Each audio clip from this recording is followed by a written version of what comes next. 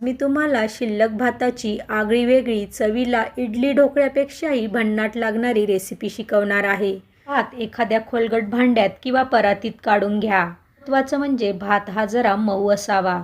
जर मऊ नसेल तर तुम्हाला थोडं पाण्याचा वापर भाताचा गोळा मळताना करावा लागेल. आता भातात तांदळाचं पीठ टाकून गोळा मळायचा आहे.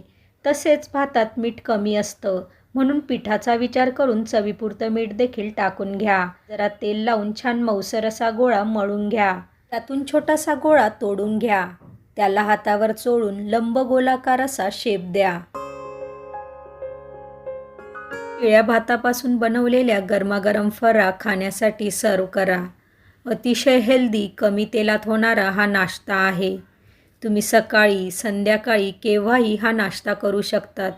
वरून मस्त कोथिंबीर टाका. फराळाचा हा शेप मनाला अगदी मोहक करणारा आहे.